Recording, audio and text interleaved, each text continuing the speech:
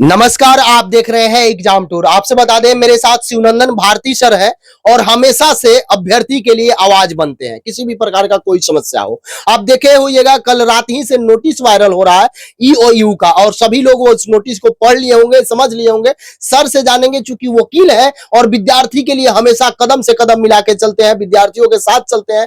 क्या हो सकता है नोटिस के साथ, उसके बाद कब तक कैंसिल हो सकता है, क्या बीपीएससी आज कैंसिल कर देगी या कोई और समय लगेगा या कैंसिल नहीं होगा, वो जो 300 विद्यार्थी पकड़ाए हैं उनके साथ क्या होगा, उनके साथ क्या होना चाहिए, सब कुछ जानकर सर आपका स्वागत है एग्जाम टूर में। जी बहुत बहुत शुक्रिया आपका भी। बहुत विद्यार्थी आपसे उम्मीद लगा के बैठते हैं कि उन लोगों के साथ कोई समस्या होगा, कोई अनहोनी होगा, वो सरकार करे या कोई विभाग करे, तो आप हमेशा खड़ा होते हैं। इसके लिए मेरे व्यूअर की तरफ से आपको बहुत बहुत धन्यवाद। जी आपका भी बहुत बहुत शुक्रिया, आभार। देखिए, सबसे पहले ये जो पूरे प्रकरण को जो दिख रहा है, ये टीआरई 3 में जाकर ये बातें उजागर हो गई। इससे पहले जितने भी टीआरई 1 का एग्जाम हुआ था, टीआरई 2 का हुआ, जितने जल्दबाजी में लेकर और छात्र कुछ बोलना भी चाह रहे थे तो उनको लीगल नोटिस के माध्यम से कि आप एफिडेविट पर दीजिए, सबूत दीजिए, नहीं तो आपको जो है सो 3 साल के लिए बहुत लोगों को प्रतिबंधित कर दिया गया। यानी कि आप सही बात आईना भी नहीं दिखा सकते हैं। ये एक बहुत अजीब तरह का एक माहौल बनाया गया था और बहुत सारे छात्र को, हमको लगता है कि लगभग 900 से 1000 छात्रों को जो है सो नोटिस गया। बहुत सारे लोग मेरे पास आए, सभी को जवाब भी दिया। बहुत लोगों को ये भी किया, बहुत लोगों को हाई कोर्ट भी आना पड़ा। तो ये तमाम तरह का चीज है। इस बार देखिए, बीपीएससी को जितने व्यापक पैमाने पर एग्जाम लिया गया था तो उसमें एक निष्पक्ष और स्वच्छ एग्जाम को एक दिखाने के लिए भी कि केवल आप ले रहे हैं स्वच्छ एग्जाम हो नहीं, लोगों को एहसास भी होना चाहिए कि स्वच्छ और बहुत ईमानदारी से बातें हो रही है, बहाली हो रही है, ये दिखना भी चाहिए। जब छात्र आपको शिकायत करते हैं तो आप कोई कार्रवाई करते नहीं है। और इस बार तो भला हो उन छात्रों का कि जिन्होंने आइडिया से लेकर, उन्होंने इस बार आर्थिक अपराध इकाई वाले को ही शिकायत कर दिया, वो एप्रोप्रिएट फोरम को जिस पर ये एक्शन हुआ। अदरवाइज यदि बीपीएससी को डायरेक्ट कम्युनिकेट किया जाता है तो वो बहुत सारे चीजों को इतना सबूत ही मांगने लगते हैं कि बच्चे डर जाते हैं।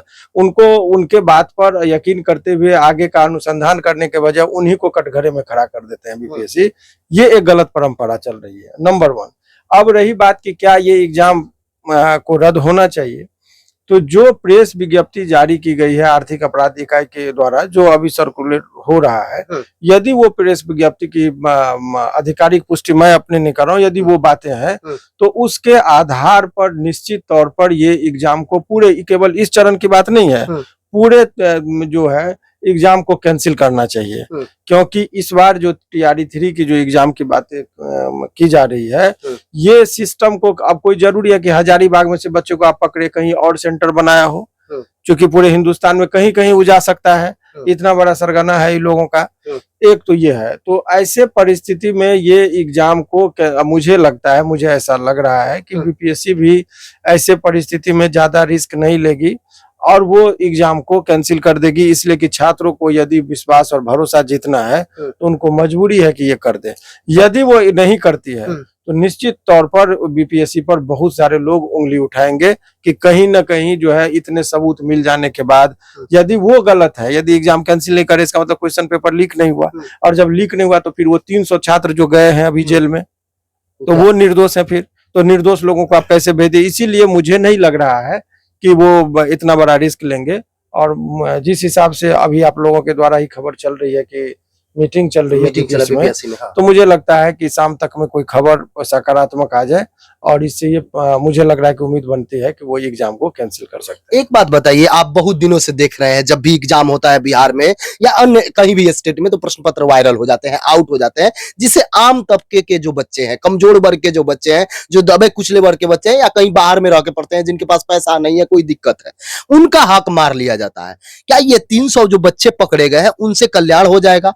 इससे पहले भी क्वेश्चन आउट हुआ, वो लोग बच्चे जेल गए, सब कुछ हुआ, बहुत दिक्कत होता है। कहाँ से ये हो रहा है? ये जितना भी एग्जाम हो रहा है, जितने हड़बड़ी में कम टाइम में ले रहे हैं, बच्चों को भी एक सफिशिएंट टाइम नहीं मिल रहा है, क्योंकि वो इलेक्शन का समय था, अपना क्रेडिट लेने के होड़ में जो आप नियम और प्रोसीजर में बहुत जल्दबाजी की गई, जैसे बहुत सारी त्रुटिपूर्ण एग्जाम रहा, जिसको लेकर हम लोगों ने केस भी किया।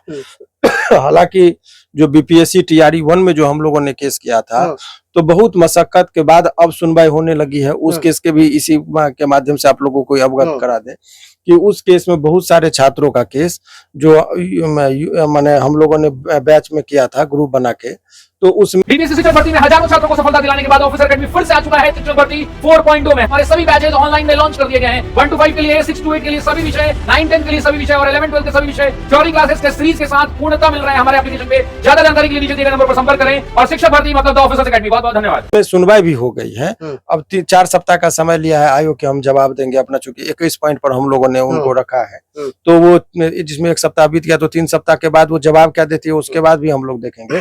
हम लोग का बेसिक ही यही प्रश्न है कि आपका फेयर एग्जाम नहीं हो रहा है, आपके यहाँ बहुत सारा प्रोसीजरल एरर हो रहा है, उसको भी सुधार करने की जरूरत है। ये बात हम लोगों ने पिटीशन के माध्यम से न्यायालय में भी रखा है।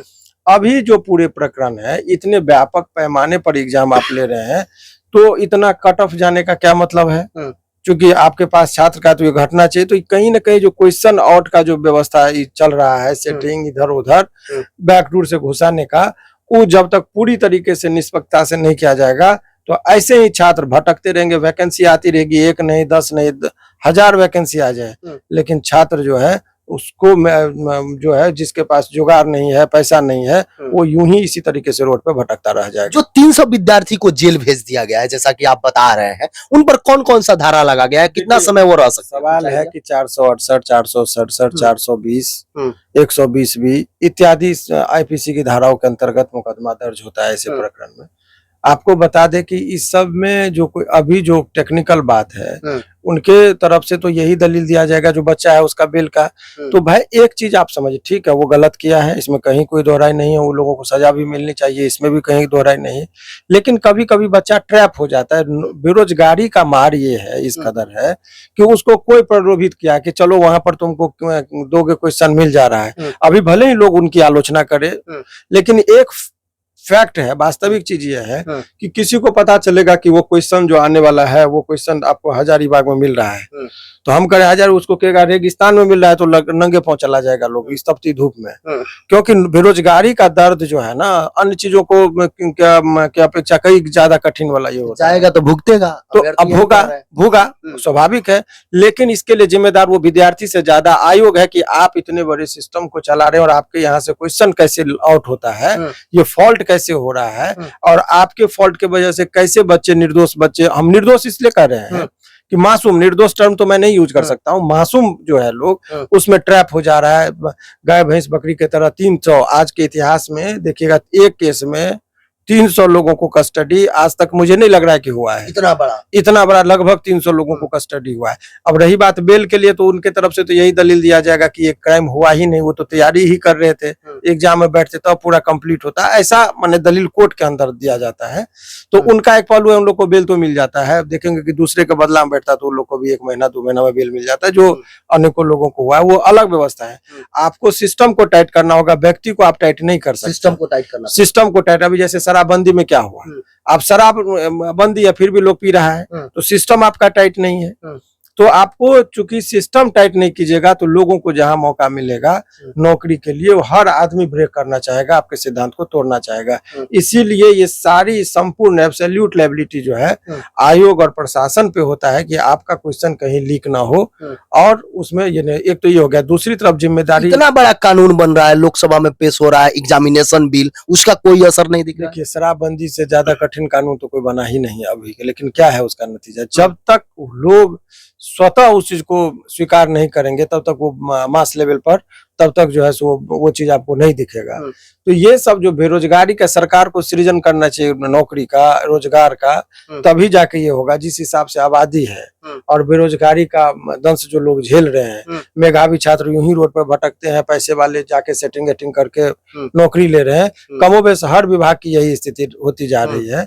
तो सरकार को कट, और यदि कोई छात्र विरोध करता है तो आप उसको लाठी मरवाते हैं, डंडा चलवाते हैं, केस कर देते हैं, और डराया जाता है, और आयोग से 3 वर्षों के लिए निष्कासित कर देते किसी एग्जाम में। तो ये क्या दिखाता है? तो छात्र तो बहुत लोग अपने भविष्य की चिंता की वजह से कुछ बोल नहीं पाते हैं। न्यायालय में केस जाता है तो न्यायालय की प्रक्रिया में टाइम लगता है। आप देखे होंगे कि 2018 का केस 2023 में सुप्रीम कोर्ट से डीएलएड बीएड वाला में हुआ, तो ये लंबी प्रक्रियाओं से होके गुजरता है। बर्डन हाई कोर्ट के पास भी बहुत है, इतने केस पेंडेंसी है, आप वहाँ कह नहीं सकते। यही टीचर वाला में कितना मशक्कत के बाद 2017 का केस अभी पेंडिंग है, लेकिन 2024 का केस को किसी तरीके से संजोग लकली कहिए कि आ गया लिस्ट पर, जो सुनवाई भी हो रही है, अब 2-4 दिन से शुरू हुआ है सुनवाई। तो ये सब बहुत सारी बातें हैं। छात्रों का ओवरऑल ये है कि ये जो अभी परिस्थिति है, इस परिस्थिति में एग्जाम को कैंसिल होना चाहिए। छात्रों को समुचित समय मतलब पहला काम ये एग्जाम कैंसिल होना चाहिए, ताकि उसमें सभी को सजा मिल जाएगा। जिसका पैसा गया, जो 10 लाख रुपया देगा तो उसको तो रिटर्न होगा नहीं, उन लोग को भी आपस में ये चीज होगा, तो उसको भी आर्थिक तौर पर उसको भी सजा मिलेगी। और जो होनहार छात्र हैं वो उन लोग को फिर से मौका मिलेगा, शांति से वो पढ़ सकते हैं। और तब जाके तो पहला ये है, बिना शर्त पूरे एग्जाम को ही कैंसिल कर देना चाहिए। जो भी व्यूअर देख रहे हैं, आप जरूर इसमें कमेंट बॉक्स में कमेंट करें, आप क्या सोचते हैं इसके बारे में। सर से जो मैं डिस्कस किया उसके बारे में आप क्या विचार रखते हैं, कमेंट सेक्शन में जरूर कमेंट करें। फिर जैसा नोटिस आता है मैं सर से मिलूंगा और उस पर चर्चा करूंगा। यदि आप एग्जाम टूर पर नए हैं, चैनल को सब्सक्राइब कर लें, लोगों में शेयर करें। समय